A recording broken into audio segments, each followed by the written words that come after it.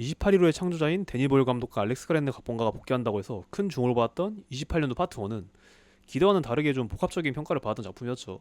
주인공 스파이크의 성장서사로서는 이제 평론가들한테 호평을 많이 받긴 했는데, 좀비 호러 장르를 기대했던 관객들에게는 기대와 좀 많이 엇나간 전개를 보여주면서 심심하다는 평가를 많이 받았습니다. 영화 총 한 30분은 첫 번째 사냥을 나선 스파이크와 아버지가 감염자들과 긴박한 원칙을 추격을 벌이는 걸 보여주면서 분노 바이러스가 창궐한 지 28년이 지난 영국 본토가 뭐 어떤 식으로 변하는지 흥미롭게 보여주긴 했어요. 그런데 그 이후에 스파이크가 아픈 어머니를 이끌고 치료를 위해 닥터 킬슨을 찾아가는 중반부부터는 삶과 죽음의 의미를 설파하는 로드무비 예술영화로 변질이 되었죠. 그래도 개인적으로 데니 보일 감독의 독특한 촬영 기법을 보는 재미도 있었고, 홀로 남겨진 스파이크가 다음 작품에서 활약할 악역인 지미 경이랑 좋아하는 마지막 장면을 보면서 이거는 후속 작품을 위한 빌드업일 거다라고 정도로 생각하면서 그래도 기대가 되게 만드는 작품이었던 걸로 기억을 합니다. 그렇게 전편을 이은 28년후 3부작의 두 번째 작품 28년 후 뼈의 사원이 1년 만에 바로 빠르게 개봉했죠. 이게 왜냐면 원래 3부작 중에서 1편이랑 2편까지는 같이 촬영하는 게 기획이 돼 있었고, 이 1, 2편의 흥행 추이를 보고 나서 3편까지 제작을 할지 말지 결정을 한다라고 이게 정해져 있었거든요. 이렇게 기대와 불안이 공존했던 이번 작품은 결론부터 말하자면은 전작처럼 또 떡밥만 잔뜩 풀린 채로 끝나버리는, 여전히 호불호가 좀 갈릴 법한 그런 작품이었다라고 얘기할 수 있겠습니다. 전편 결말부에서 지미 크리스털 경이 이끄는 컬트 집단이랑 맞추인 스파이크는 그들 중 한 명과 칼을 들고 목숨을 건 대결을 강요받게 됩니다. 운 좋게 상대를 죽이고 살아난 스파이크는 집단의 구성원으로 인정받고 강제로 이제 함께 끌려다니는 신세가 되죠.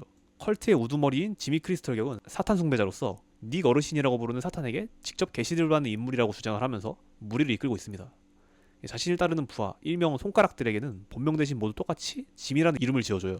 이들은 생존자들을 발견할 때마다 납치하고 고문한 다음에 자선회라는 명목으로 스파이크한테 했던 것처럼 구성원 한 명과 싸워서 상대를 죽이는데 성공하면 대신 구성원으로 받아주는 식의 학살을 계속해서 반복하면서 정처 없이 돌아다니고 있었습니다.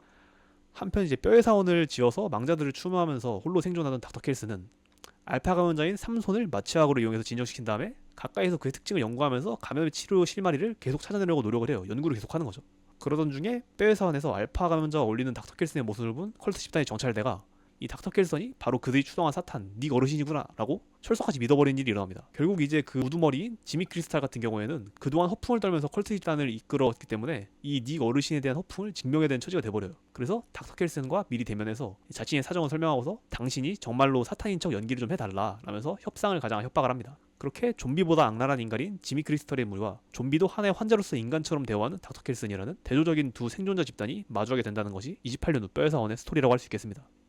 이번 28년 후 뼈의 사원은 전편의 연장선상에 있는 작품으로 전편의 특징을 고스란히 물려받았기 때문에 호불호가 갈리는 지점이 명확히 존재하는 작품입니다. 우선 이번 작품은 좀비물을 표방하고 있음에도 불구하고 감염자들의 비중이 거의 병풍이라도 해도 될 만큼 매우 적어요. 감염자들과의 추격전 같은 긴박감 있는 장면들은 그래도 명색이 좀비물이니까 매우 짧게 구색을 갖춘 수준으로만 간간히 등장할 수준이에요. 그나마 이제 전편에서는 초반 30분 정도는 온전히 사냥을 나선 스파이크 아버지가 감염자들로부터 살아남아서 영국 본토로 나갔다가 생존자들의 성으로 복귀하는 과정까지를 그래도 밀도 있게 좀 보여줬잖아요, 한 번이라도. 근데 그런 거랑 비교해봐도 이번 작품에서는 오로지 감염자들에만 제대로 집중한 시퀀스가 단 하나도 존재하지 않는다, 그렇게 볼 수 있겠습니다. 이 때문에 장르 팬들 입장에서는 또 한 번 아쉬움을 느낄 가능성이 좀 크다고 생각해요. 대신 이번 작품은 닥터 켈슨이 삼손과 교감하면서 감염의 정체를 찾아가는 과정, 그리고 지미의 컬트 일당이 인간들을 상대로 악행을 벌이는 모습, 딱 이 두 가지만 포커스가 집중이 되어 있습니다. 전자의 경우 감염자들의 시선에서 세상을 어떻게 보고 느끼는지, 또 어떤 특징을 가지고 있는지를 난 깊이 있게 파고들면서 흥미를 유발했고요. 닥터 켈슨과의 상호작용을 통해서 변화를 일으키는 알파 개체 삼손의 캐릭터 묘사도 굉장히 흥미로웠습니다. 하지만 이제 문제가 되는 게 후자, 이번 작품에서 또 하나의 중심을 맡고 있는 지미 크리스털이라는 악역의 묘사는 좀 아쉬움이 많이 들었습니다. 사탄 숭배 운운하면서 다른 생존자들 잔인하게 고문하는 것 외에는 이 교주가 어떤 동기와 배경을 가지고 있는지 하나 제대로 설명이 되지가 않거든요. 분명 전편 오프닝 장면에서 28년 전에 감염 사태가 처음 발생했을 당시에 성직자의 아들이었던 어린 지미 크리스털이 어떻게 가족들을 잃고 자신이 믿던 신에게도 버림받았는지를 가장 먼저 보여줬단 말이죠. 그런데 그 어린애가 어떻게 28년 동안 혼자서 지옥도가 된 영국에서 살아남아서 컬트 조직까지 만들어가지고 이끌게 되었는지, 그리고 또 어떤 마음으로 신을 등지고 사탄 숭배자가 되기로 했는지, 이런 것들에 대해서 아무것도 알 수가 없습니다. 설명을 전혀 안 해줘요. 그나마 이게 닥터 켈슨과의 대화에서 간접적으로 언급되는 몇 마디를 가지고 무능한 신보다 위대한 사탄이 세상에 벌을 내렸다라고 믿는 몸만 큰 어린아이로 자라난 캐릭터라는 것 정도만 유출할 수 있을 뿐이죠. 이렇게 메인 악역 집단에 대한 묘사가 너무 부실하다 보니까 잭 오코넬 배우의 열연에도 불구하고 컬트 집단은 흔한 아포칼립스물에 나오는 사이코패스 빌런들이랑 크게 다를 바 없는 인상을 주는데 그칩니다. 생존자들을 고문하는 장면 역시 쓸데없이 잔인한 묘사를 보여주기만 해서 관람 장벽을 높이기만 할 뿐 특별한 의미로 다가오진 않았고요. 데니 보일과 알렉스 그랜드 각본가가 말했던 것처럼 닥터 켈슨과 지미의 대조를 통해서 악의 본질에 대해서 탐구하려 했던 것 같은데 그 깊이랑 독창성이 좀 부족하다라는 느낌을 받았습니다. 그나마 굉장히 마음에 들었던 장면도 있었는데요. 여기서부터는 후반부에 대한 부분적인 스포일러가 좀 포함되어 있으니까 그거를 좀 감안하고 보시면 되겠습니다. 결국 이 지미 크로스터의 협박대로 닥터 켈슨은 평소 자신이 듣던 헤비메탈 음악을 틀면서 화려한 사탄쇼를 펼칩니다. 광기로 가득 찬 이 장면의 압도적인 연출력은 시리즈 전체를 통틀어서 이게 굉장히 임팩트를 보여주거든요. 이게 진짜 무슨 마치 매드맥스랑 고스트라이더를 연상시키는 화끈한 비주얼을 보여주는데 와, 이 정도면 역시 이번 영화의 주인공은 닥터 켈슨이다 싶을 정도로 굉장히 인상 깊고 멋있게 연출이 되었습니다. 다만 여전히 좀비 호러 장르에서 좀비는 제대로 안 보여주고 이런 장면으로 결말부 하이라이트를 퉁치고서 넘어가는 것이 맞나라는 생각은 들긴 좀 했어요.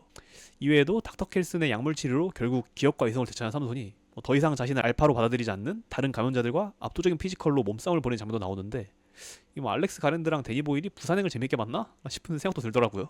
그리고 결말부에서는 이미 제작진들이 예고한 대로 킬리언 머피가 연기한 28일후의 주인공 짐이 다시 복귀를 하면서 주인공 일행과 합류할 것을 암시하면서 영화는 끝을 맺습니다. 엔딩 크레딧에서는 그 유명한 28일후 시리즈의 메인 테마곡 인 더 하우스 인 더 하트비트가 28주 이후 19년 만에 다시 한번 극장에서 울려퍼지면서 편에서는 28일후의 본질로 회귀할 것을 암시하면서 영화 끝을 맺죠. 하지만 솔직히 엔딩 크레딧을 보면서 제가 느꼈던 감정은 좆됐는데 이거 3편에서 어떻게 수습하려고 그러지?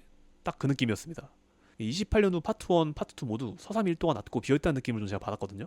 이 정도면 그냥 좀 더 압축해서 한 편의 영화로 내는 게 서사적으로도 좀 풍성하지 않을까 싶을 정도였습니다. 그런데 그 와중에 반대로 3편에서는 회수해야 될 떡밥들이 엄청나게 많잖아요. 1편에서 스파이크가 살던 생존자의 선마을과 감염자가 출산한 아기는 어떻게 됐는지, 드디어 이성을 되찾은 첫 번째 감염자인 삼손의 행보는 어떻게 될지, 지미의 컬트 집단이 습격했던 농장의 생존자들 중에 유일하게 도망친 여자는 어떻게 됐는지, 그리고 스파이크랭과 조우한 짐은 또 어떤 이야기를 보여줄 것인지, 어떤 역할을 가지고 있을 것인지 등 3부작 중 두 편의 빌드업에만 소모하면서 뿌려대던 수많은 떡밥들을 과연 이게 3편에서 제대로 회수할 수 있을까. 이게 3편은 갑자기 너무 많은 것을 몰아치면서 진행해야 되는 거 아닌가 라는 생각이 좀 들면서 걱정이 앞서더라고요. 심지어 전편에서 갈렸던 호불호로 이번 뼈의 사원이 흥행에 실패하면서 3편 제작까지 지금 불투명해진 상황이거든요. 결국 좀비 영화계의 걸작이어도 2815 시리즈가 수많은 떡밥을 남기기만 하고서 이대로 2편에서 끝나버리는 것이 아닌가, 그런 걱정이 좀 많이 들었습니다. 28년 후 뼈의 사원은 포스트 아포칼립스물로서의 완성도 자체를 놓고 보면 꽤나 괜찮은 영화입니다. 보는 사람에 따라서는 오히려 좋아할 만한 개성도 있었고 상당히 실험적인 작품이면은 분명하다고 생각을 해요. 하지만 이게 좀비 호러 장르로서의 미덕을 포기하면서까지 보여줄 가치가 있을 만큼 그 실험이 독창적이었나를 생각해보면은 일반 대중들 입장에서 봤을 때는 추천할 만한 영화인지 좀 망설여지는 것 같아요.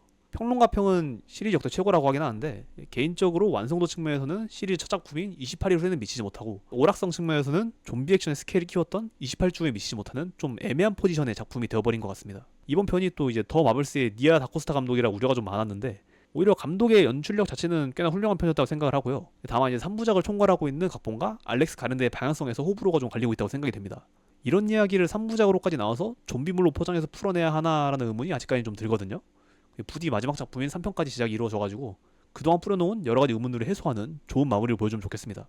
좀비가 나오는 장면들도 좀 늘려주면 좋겠고요.